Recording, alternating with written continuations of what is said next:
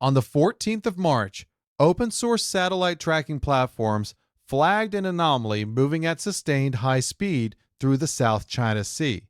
The contact was not a guided missile destroyer repositioning after a port call. It was not a logistics vessel running an unremarkable resupply route.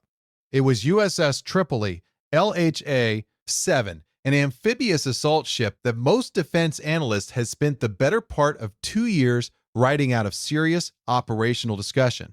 On her flight deck, up to 20 F-35B Lightning II stealth fighters were staged and ready.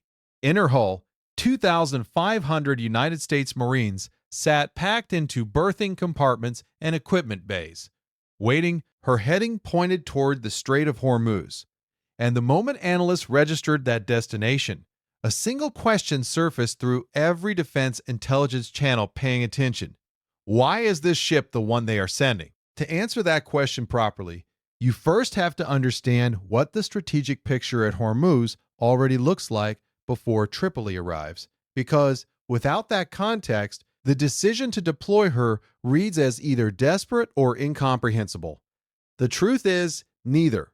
The picture at Hormuz, viewed from a distance, looks like the near-complete dismantlement of Iranian military power in the region. During the opening phases of Operation Epic Fury, American naval and air assets tore apart roughly 90% of Iran's offensive equation with a thoroughness that military historians will spend years processing. 60 Iranian warships sit on the floor of the Persian Gulf.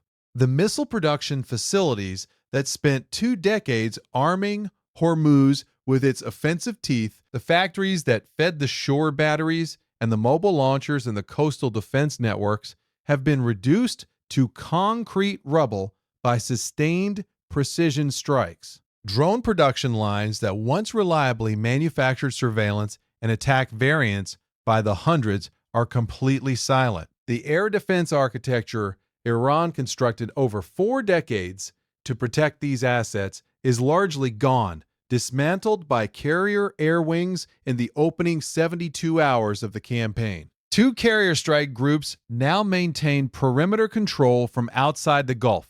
USS Abraham Lincoln commands the Arabian Sea to the east of Hormuz. USS Gerald R. Ford holds the Red Sea approach from the west. A third carrier, USS George H.W. Bush, is still crossing the Atlantic and remains days away from joining the theater. From the outside, by any conventional measure of naval power applied against a regional military force, the siege looks complete. Hormuz is still closed. That single fact is the entire story, and it demands a level of honest arithmetic that most of the coverage of this conflict has avoided. More than 150 tankers sit anchored at the approaches to the strait, hemorrhaging daily operating costs while their operators negotiate with insurers who have no appetite for the risk. Brent crude is holding above $100 per barrel, not because Iranian supply has been restored. It has not, but because global commodity markets do not price destruction. They price certainty.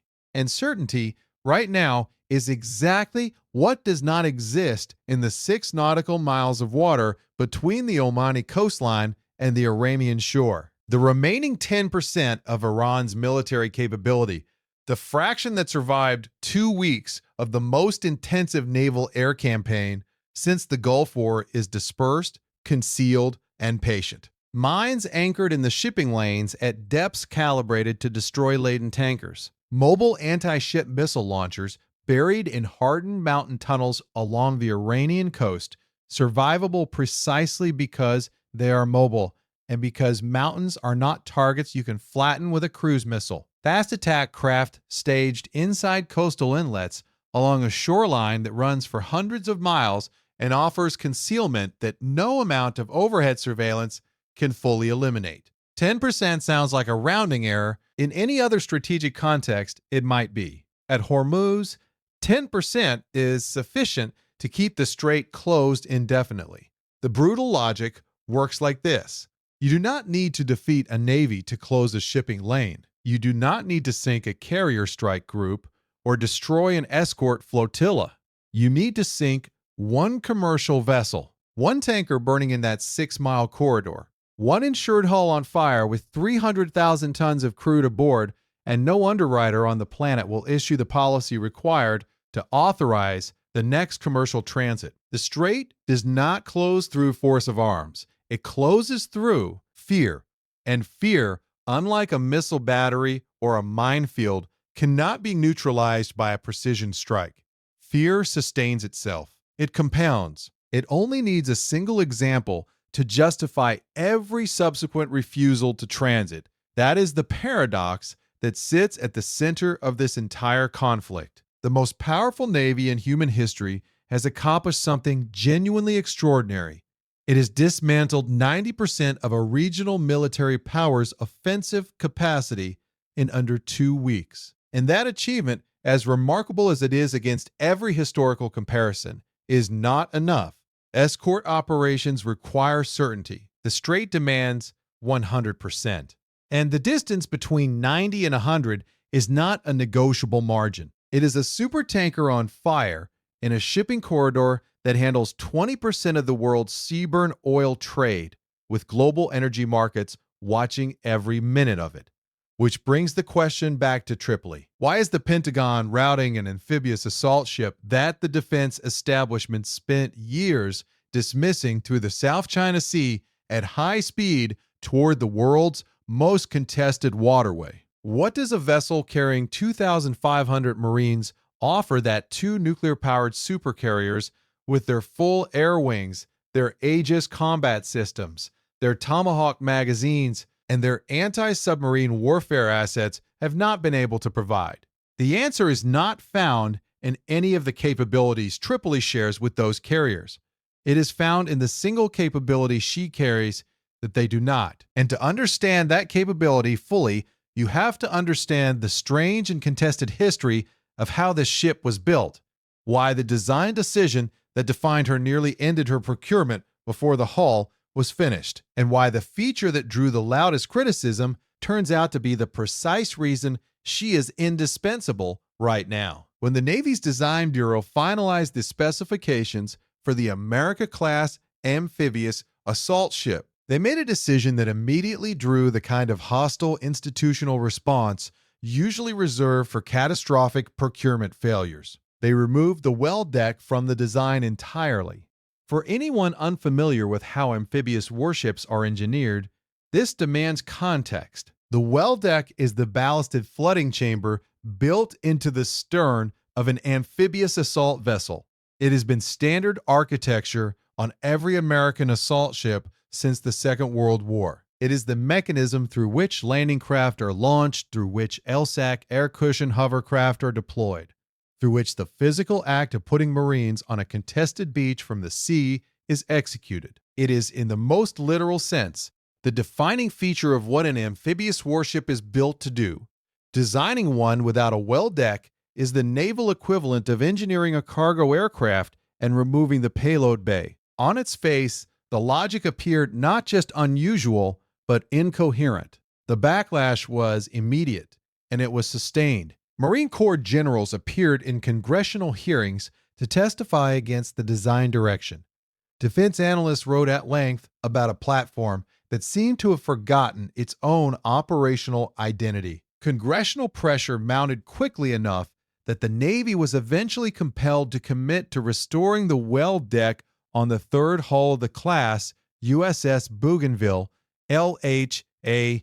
The first 2 hulls, USS America and USS Tripoli, were effectively written off by the defense press as expensive experiments that had produced ships lacking their most fundamental capability. The accepted narrative hardened $2.5 billion per hull spent on amphibious assault ships that could not execute amphibious assault in the traditional sense for a year. That verdict stood largely unchallenged. What the critics misread was not the design.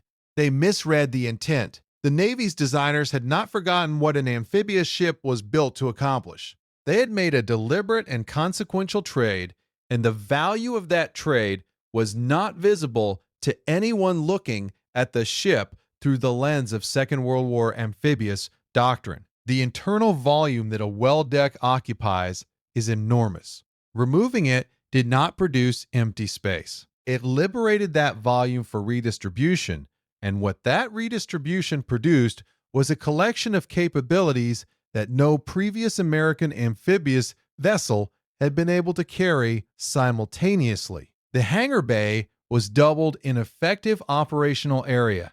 Aviation maintenance facilities were expanded to a scale that allowed sustained high-tempo flight operations with minimum turnaround time between sorties. A fully equipped surgical hospital was integrated into the ship's core structure at a level of capability that previous designs had never accommodated. Jet fuel storage was increased dramatically beyond what the Wasp-class designs that preceded the America class could carry. Tripoli did not lose the ability to put Marines on a hostile shore. She changed the method of delivery from the sea surface to the air, and in exchange for that change, she gained a capacity that no other amphibious ship on Earth and no other vessel of her size category in any fleet possesses. The confirmed, demonstrated ability to operate 20 F-35B Lightning II stealth fighters simultaneously from a single flight deck. That number was validated in operational conditions. In April 2022, off the coast of California, 16 F-35Bs assigned to Marine Aircraft Group 13 and 4 additional airframes from VMX, one conducted a single surge evolution from Tripoli's deck, operating simultaneously as a coherent air wing. 20 stealth fighters from one amphibious assault ship in one coordinated demonstration. To calibrate what that means, a Gerald R. Ford-class carrier costs approximately $13 billion at current procurement figures. Tripoli costs $3.5 billion. Ford's air wing spans 70 to 75 aircraft across all types. Tripoli's 20 F-35Bs represent close to half the stealth fighter complement of a full carrier air wing, delivered from a platform that costs less than 30% of the price. The ship the defense community had written off as a design failure had become, quietly and without any particular fanfare, the most dangerous light carrier afloat. Now position that ship against the geometry of Hormuz, and the logic of sending her becomes difficult to dispute. Lincoln and Ford are not inside the Persian Gulf. They are not going to enter it. Every credible analysis of American carrier operations in that theater arrives at the same conclusion. The Gulf is a 540 nautical mile enclosed body of water that Iran spent 4 decades and an enormous portion of its defense budget engineering into a precision kill environment. It is seeded with mines, ringed with shore-based anti-ship missile systems, and shallow enough that submarine evasion becomes geometrically constrained. 100,000 tons of strategically irreplaceable warship does not enter that environment when the mission does not require it. The loss of a supercarrier is not a military setback in the conventional sense. It is a strategic catastrophe that reconfigures the geopolitical calculus of the entire region and the administration managing the conflict. Tripoli displaces 44,000 tons. She is not irreplaceable in the same category. She is, in the cold arithmetic of operational risk management, expendable enough to operate in proximity to the core. IDOR in a way that Lincoln and Ford cannot be authorized to do. She does not arrive alone. Escorting her is the Aegis-equipped cruiser USS Robert Smalls, CG-62, providing layered area air defense, the guided missile destroyer USS Rafael Peralta, DDG-115, screens against submarine and surface threats. 2 San Antonio-class amphibious transport docks, USS New Orleans and USS San Diego, carry the ground combat element and its full equipment package. Together, they constitute the transport and protection framework for the 31st Marine Expeditionary Unit, the only continuously forward-deployed MEU on Earth, based permanently out of Okinawa. The 31st did not arrive at this moment unprepared. Between February 23rd and March 9th, 2 weeks before Hormuz called, they completed exercise Iron Fist 26 alongside the Japanese Ground Self-Defense Force, rehearsing island seizure operations, electronic warfare integration, and rapid contested amphibious assault. They trained for exactly the kind of operation this theater may now require, finished that training cycle, and received the order.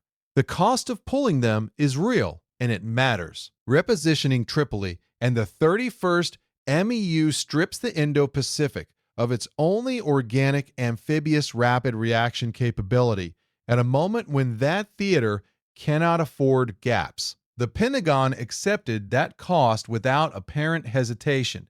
That decision alone tells you how seriously Hormuz is being prioritized. The precise operational orders, Tripoli is sailing toward, exist only inside CENTCOM's classified planning architecture. That ambiguity is intentional, and any analysis claiming specific tasking certainty is producing speculation, not assessment. But the capabilities Tripoli carries are not classified, and those capabilities map with unusual precision onto the three distinct problems that have kept Hormuz closed since the carriers arrived, and since 90% of Iran's military infrastructure was reduced to wreckage. Examining each problem against each capability is the only rigorous way to assess what actually changes when this ship reaches the theater. The first problem is a physics problem, and it has nothing to do with weapons or doctrine. Lincoln and Ford are operating in the open ocean outside the Persian Gulf for all the reasons already established. That positioning means that every combat air patrol they launch to provide coverage over the Hormuz shipping corridor is flying from a station at least 500 nautical miles from the strait. An F-35C launching from Lincoln and cruising at approximately 450 knots consumes over an hour of fuel reaching the shipping lanes. It consumes another hour returning to the carrier. On a standard combat fuel load, accounting for realistic bingo margins and the fuel required for potential engagements, that leaves approximately 40 minutes of usable patrol time over the corridor before the aircraft must break off and return. Running 3 sorties per day per aircraft sounds in isolation like substantial coverage. Run the arithmetic and it produces patrol gaps measured in hours. Hours of unobserved sky over a shipping lane where Iranian surveillance drones are hunting for the targeting coordinates they need to direct whatever shore-based launch assets survived the air campaign. The drone's role is not destruction. The drone's role is identification and transmission. It locates the tanker. It sends the position. The mobile launcher in the mountain tunnel does the rest. Severing that kill chain requires persistent overhead presence over the corridor. Carrier operations at 500 nautical miles produce coverage windows, not persistence. Tripoli operating at 100 nautical miles transforms every variable in that calculation. Add on E100 miles, an F-35B reaches the corridor in 13 minutes. Time on station multiplies. The gap between patrol rotations collapses from hours to minutes.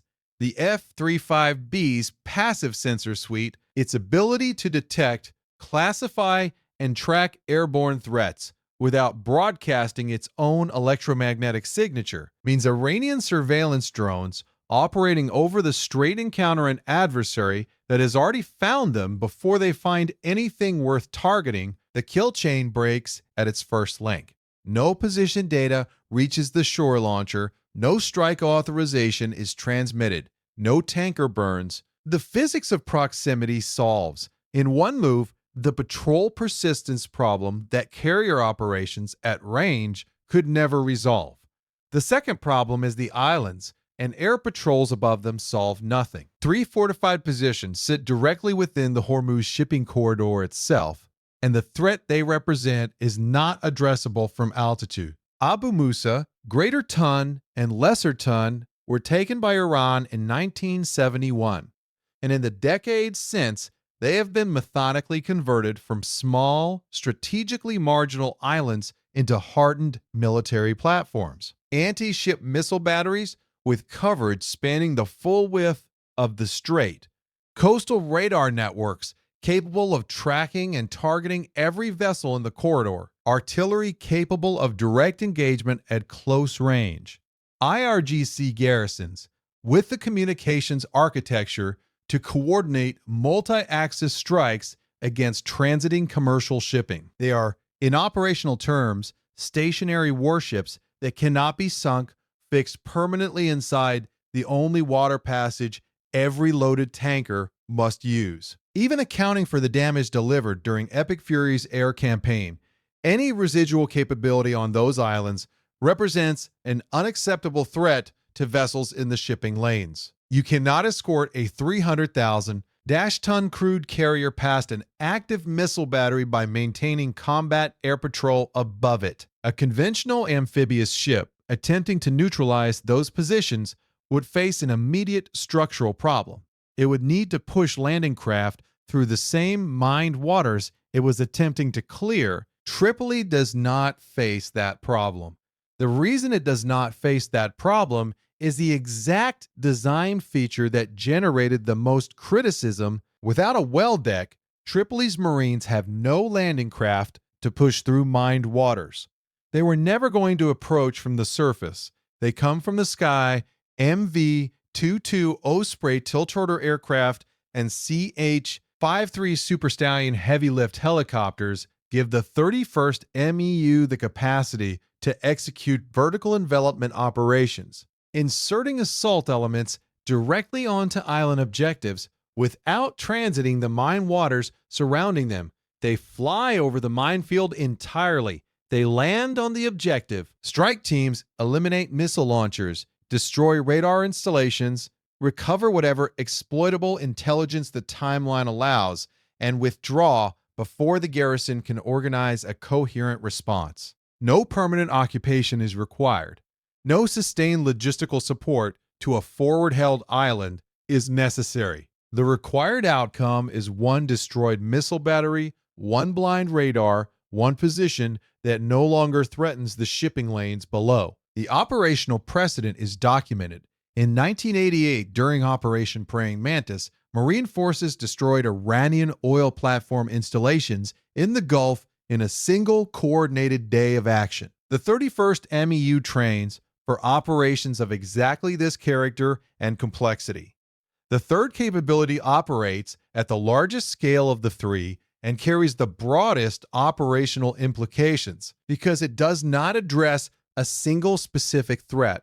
It reconstructs the foundational logic of how the entire Strait S-controlled expeditionary advanced base operations, the central concept behind the Marine Corps' Force Design 2030 restructuring initiative, represents the most consequential reimagining of how Marines are employed since the doctrine of the Second World War. The principle is architecturally simple. Marines do not require a ship to generate firepower over a contested body of water. They require a position, fly assault elements ashore to small islands, uninhabited stretches of coastline, or positions on Allied territory in Oman or the United Arab Emirates, establish temporary forward operating sites equipped with high-mobility artillery rocket system launchers, surface and air surveillance, radars, and forward arming and refueling points where F-35Bs and Ospreys can land,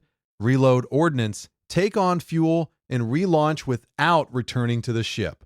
The result is not a static defensive position. It is a precision fires bubble that encompasses the full navigable width of the strait. HIMARS, firing Army Tactical Missile System munitions at ranges out to 162 nautical miles, or precision strike missile rounds reaching 270 nautical miles, can engage fast attack craft, mine-laying vessels, or any surface contact that enters the corridor. That is, land-based anti-ship firepower delivered from positions that are small, dispersed, highly mobile, and architecturally invisible to the targeting systems Iran engineered to find warships.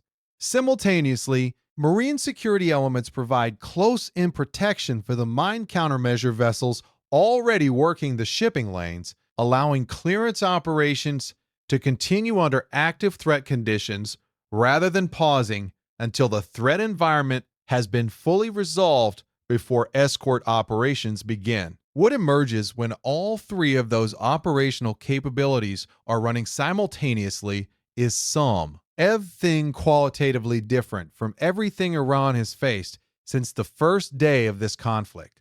This is not more pressure applied through the same mechanism the carriers have been using. It is pressure applied through a different mechanism entirely, targeting a vulnerability that was never incorporated into Iran's defensive architecture because it never needed to be. For 4 decades, the Iranian military built its entire Hormuz strategy around a single coherent threat model: American naval power approaching from the open ocean. Every defense investment, every hardened tunnel complex excavated into the coastal mountains, every mine laid in the shipping lanes, every fast attack craft stationed in a coastal inlet, every shore-based missile battery zeroed in on the mouth of the Gulf, all of it was calibrated against one variable: American steel on the waterline. Iran did not merely address that threat, it mastered it. The mines below the surface, the swarm tactics of the IRGC naval force, the mobile launchers staged in terrain that made targeting them unreliable and expensive. All of it was purpose-engineered to make the Gulf too costly for American warships to enter. That equation worked. The carriers are outside the Gulf right now. The math held precisely as designed. Operation Epic Fury added a second dimension to the threat environment. The air campaign dismantled Iran's air defense architecture, flattened manufacturing infrastructure, and destroyed the concentrated military investments that decades of procurement had assembled. But aircraft execute sorties and return to their carriers. They strike designated targets and they leave. They do not hold terrain. They do not maintain a continuous presence on a position. They do not force a garrison commander in a hardened island installation to reckon with the possibility every hour of every watch cycle that helicopters are already inbound and there will be no warning before they arrive. The air campaign created damage. It did not create presence. When Tripoli reaches Hormuz, it introduces into the equation the one dimension that Iran never had to plan for and never built defenses against: the ground. Marines can appear on any island inside the strait, on any stretch of coastline along the corridor, on any Allied position within range of Hormuz. They can hold those positions or conduct raids and withdraw or establish the kind of small, dispersed, low-signature forward operating sites that EABO doctrine is specifically constructed around. The characteristic that makes this categorically different from anything in Iran's defensive planning is the one thing that aircraft cannot provide: permanence. Marines occupy terrain. They create conditions on the ground that no tunnel-mounted missile battery can ignore or simply outlast. The strategic trilemma this creates for Iranian defensive planners has no exit. Concentrate available forces on the islands to defend against marine vertical assault, and the coastline opens for EABO positioning that will deliver precision anti-ship fires against every surface contact in the strait from sites that Iranian targeting systems cannot find. Reinforce the coastline to deny forward base establishment, and the island garrisons thin out to the point where they cannot withstand a coordinated vertical envelopment operation. Distribute forces across all positions simultaneously, and no individual position reaches the density required to stop any specific threat. The defensive force that once controlled the most important maritime choke point on Earth finds itself geometrically overwhelmed across a three-dimensional problem space that its entire doctrine was architected to exclude. Every available response produces the same outcome. The defensive equation has no solution because the equation was constructed for the wrong variable, and the correction has now arrived at high speed from the South China Sea. There are realities that honest analysis cannot overstate away. Tripoli's arrival does not reopen Hormuz on any immediate timeline. Mine clearance operations in a heavily seeded strait are measured in weeks under optimal conditions, and the pace of that clearance does not respond to the number of protective platforms overhead. It responds to the mechanical realities of detection and neutralization. Escort operations will carry meaningful risk for as long as any viable residual Iranian anti-ship capability exists anywhere in the theater, and establishing the true extent of that residual capability from open source assessments is not possible with any precision. A marine assault against a fortified island position conducted under conditions of incomplete intelligence about surviving defensive infrastructure is an operation with a high risk threshold and potentially significant human cost, and the authorization calculus for that option will be weighted accordingly. EABO doctrine operating at this scale in a live contested environment has not been validated by actual combat experience and the logistical requirements for SUS. Maintaining forward positions against Iranian counter-battery fire represent an unproven challenge. These caveats are not negligible. They are the honest outer limits of what this analysis can responsibly claim. But what Tripoli fundamentally changes is not a matter of analytical debate. Before she arrives, the operational posture at Hormuz is static. The carrier strike groups hold the perimeter, the mine countermeasure vessels work the lanes under whatever protection the distant air patrols can sustain, and the initiative belongs to whatever fraction of Iran's capability survived Epic Fury's targeting lists. The timeline for corridor reopening is measured in months, and every month of that timeline is another month of oil markets pricing uncertainty above $100 per barrel while global supply chains restructure around a gap that nobody planned for. After Tripoli arrives and the full operational picture takes shape, the posture becomes active across all three dimensions at once. The sky above the corridor is no longer monitored in patrol windows separated by hours of exposure.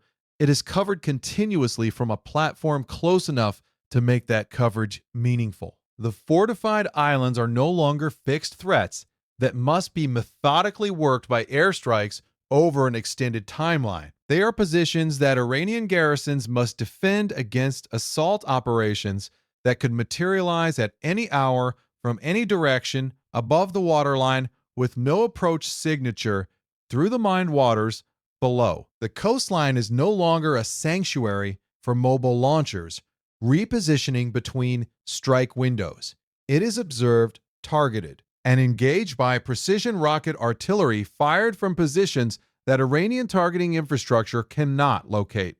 The initiative does not simply shift, it transfers completely. The side that was waiting for the equation to resolve itself is now solving it actively from multiple dimensions simultaneously, faster than any single defensive framework can adapt.